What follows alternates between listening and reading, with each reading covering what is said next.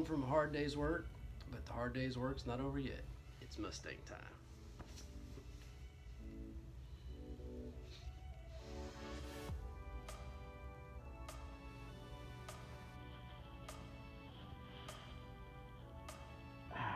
Well, here we are back in the shop. I'm really hoping that we can get that radiator support removed today so we can start building back up instead of tearing down.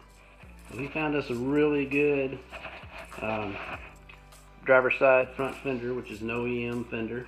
It's from a 5.0, so we're gonna have to remove that badging, and the badging is drilled through. So you guys let me know what you think on that. Should we go ahead and fill that, sand it down, and paint the thing? I think the paint might be good enough to use it as is, but if we do, we're gonna have to put the regular Ford, like the bar Mustang badging over that so to hide the holes. So let me know what you think on that. Alright, Mark, it's time to let the people decide. Do they want option 1, the lovely V6 knockoff with a 5.0 liter Coyote badge that lets everyone know, hey, I've got a V6 and I'm not afraid to show it? Or do they want option 2, the timeless throwback that actually isn't available for this car, so we'll probably have to retrofit one from a 2007 Mustang on Craigslist? Or do they want option 3, the clean-cut, badgeless look that tells everyone, my car is completely stock and I don't have any original ideas of my own? These are your 3 options, everybody, so make sure you go and vote for your favorite, and the option with the most votes will go on the car. And we also got this, perfect condition hood. There's not a scratch on it. And man, I wish it was black. So we're gonna have to get it painted. And then we got the upper grill insert found. So grand total of all those parts was like $240. So that saved us a bunch of money right there. Then we're also gonna start a new tradition today, our wall of fame, where we take something that we get from each vehicle and we're gonna hang it across our shop wall here, and that's a lot of space, so hopefully we have enough cars to fill all those up. But I think that the best thing to start with would be this beautiful example from the Mustang, which would be this lovely artwork. So hopefully the first of many traditions. So today the goal was to get this front upper radiator support off. And the way to do that is to drill out these spot welds and use a chisel and break them free and just get all that stuff removed so we can see exactly what is going on behind there. But I've noticed some things as I've been looking at this closer. I think that this car may have been hit before, even before this wreck, because it looks like somebody has replaced this upper radiator support before, because I do not think that those are factory welds. You know, this is a factory spot weld. But when you get over here, this looks like someone has drilled it out and welded it again, and not the greatest way of doing it. And so I don't see how, especially down here, look at these welds. Those were, looks like ground out and then re-welded back in. So that could not have been factory. So, and I also think that this driver's side fender is was a replacement fender. If you look at it over here, see the inside of that has got the black overspray paint on it like somebody did in the shop, and those are not OEM tags. This is an aftermarket fender. So this car has been hit before. If you look behind a OEM fender, it's going to have that color, or something like it from the factory primer. And both of that Andy just got and the one from the other side has that same color. So these are OEM fenders. When they did do this, right, or last time, whoever did it, it is a Ford. You can see the Ford badging on there. The upper radiator support is Ford, but it's definitely been something done to it before. So we're gonna try to do it back the right way, and I'll show you the process in which I do that. Okay, so the first thing I'm gonna do is I'm gonna get a center punch. I'm gonna punch a little indentation in each one of the center of these spot welds, so that my bit doesn't slip. And I'm going to use either these, which are spot weld removers. Get it to focus.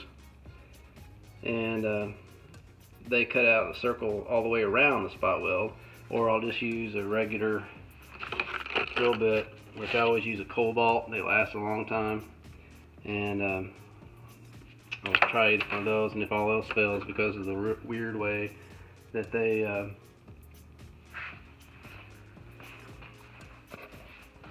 did these welds last time, if I have to grind out around it, especially like that one, I'll probably use a grinding wheel, cut-off wheel on a air grinder. So, time to start.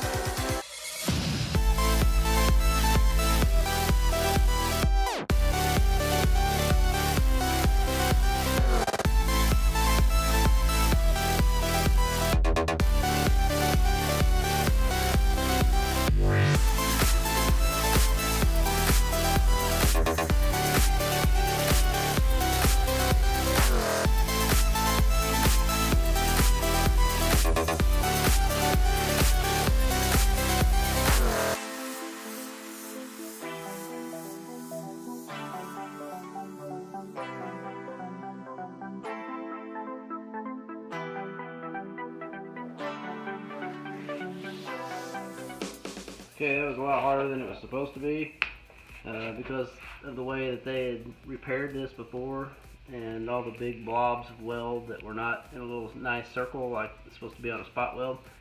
So I had to use the grinding wheel and chisel and everything else. I finally got it broke loose there. Now I have to come down here behind the headlight and get all these, and these are just as bad. So could take a while.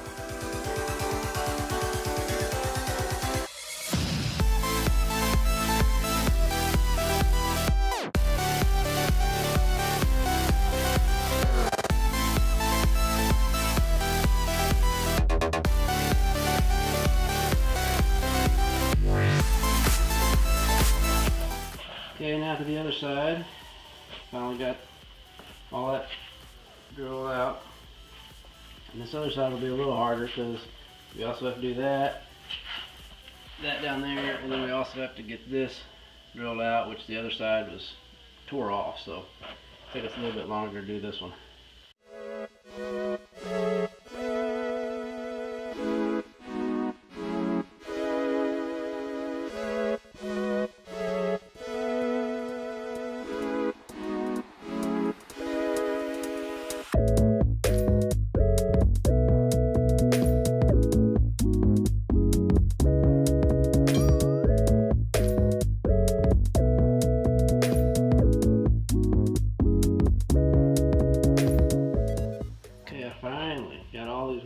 Drilled out, and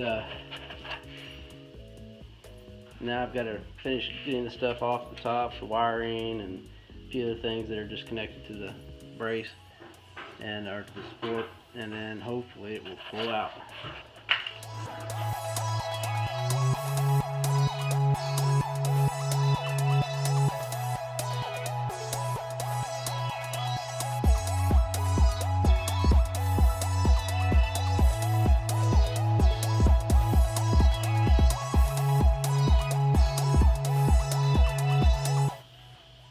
Here's what it looks like without the radiator support on it. Got some metal work to do right in there, and a lot of grinding and cleaning up on all where I had to drill out all the bad welds from the last guy.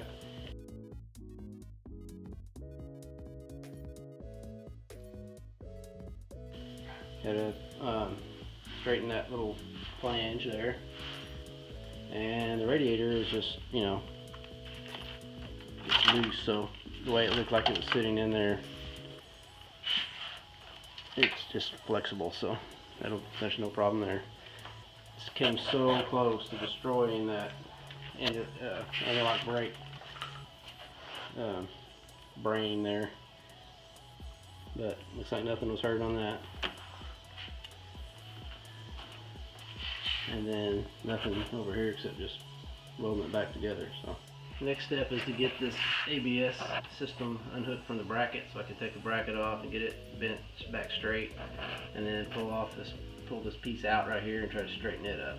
And hopefully it didn't pinch any wires in there.